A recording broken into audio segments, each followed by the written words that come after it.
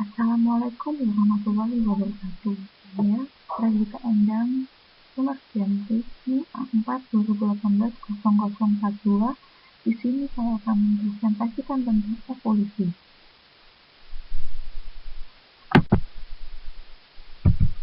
Selanjutnya itu mengapa kita sebagai seorang muslim tetap perlu belajar evolusi. Karena evolusi yang terjadi di bumi ini terjadi secara keseluruhan, baik itu tumbuhan, binatang, dan manusia. Al-Quran menjunjung tinggi ilmu pengetahuan dan sains. Berbagai kandungan Al-Quran mengisyaratkan mengenai evolusi, di antaranya proses penciptaan manusia, proses penciptaan langit dan bumi, dan dalam 6 masa dan teori Big Bang.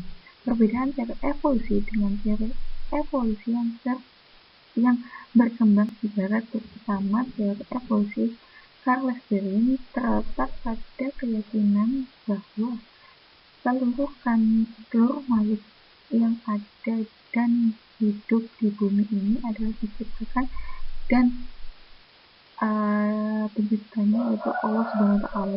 Selain itu terdapat perbedaan pandangan antara teori evolusi barat dan Al-Quran.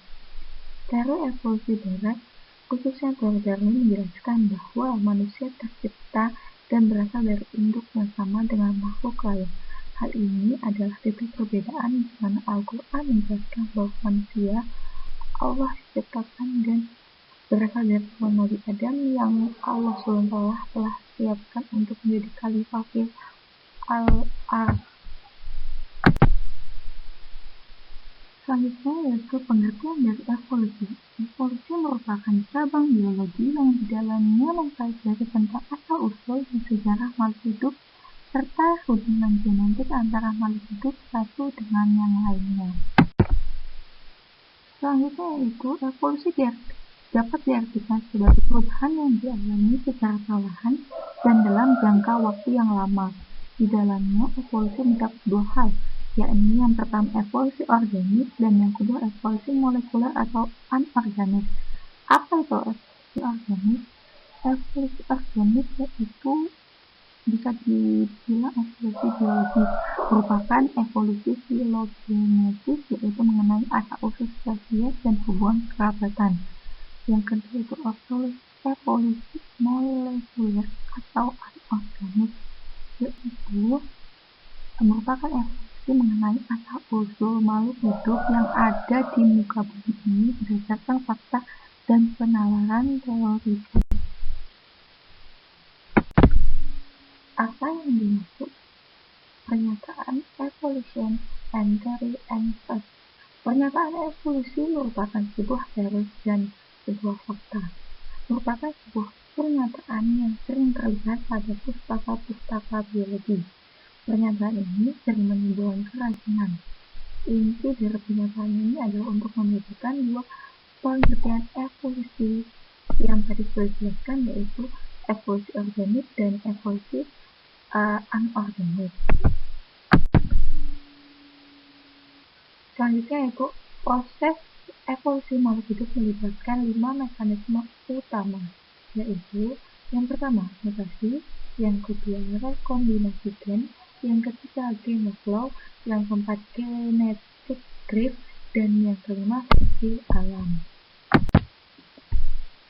Di sini saya akan menjelaskan mekanisme evolusi secara satu persatu yang tadi sudah disebutkan dari 5 itu, seleksi alam, mutasi, dan yang lain-lain.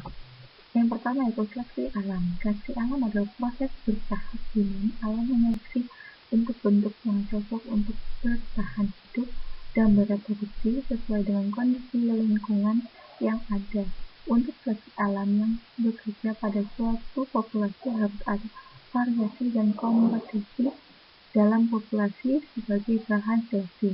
Konsep seleksi alam berpendapat bahwa organisme yang lebih cocok dengan lingkungannya akan bertahan dan bereproduksi lebih baik dibanding dengan organisme yang kurang cocok dengan lingkungannya. Survival of the fittest. Yang kedua yaitu random genetic drift. Apa itu?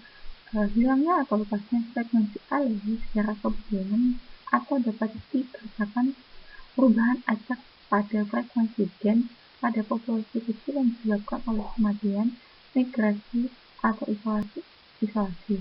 Ada dua kategori penyebabnya. Yang pertama, the bolenic effect dan the fundic effect. Yang ketiga yaitu mutasi. Apa itu mutasi? Perubahan secara acak pada struktur DNA yang disebabkan oleh faktor eksternal atau zat mutagenik dan faktor internal atau kesalahan pada replikasi. Yang keempat yaitu benefit loss. Apa itu benefit loss? Adalah perpindahan materi genetik dari satu populasi ke populasi yang lainnya, terjadi melalui interbreeding.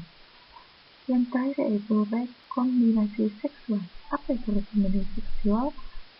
Terjadi karena proses reproduksi seksual yang menghasilkan keturunan yang dapat berbeda dengan induknya.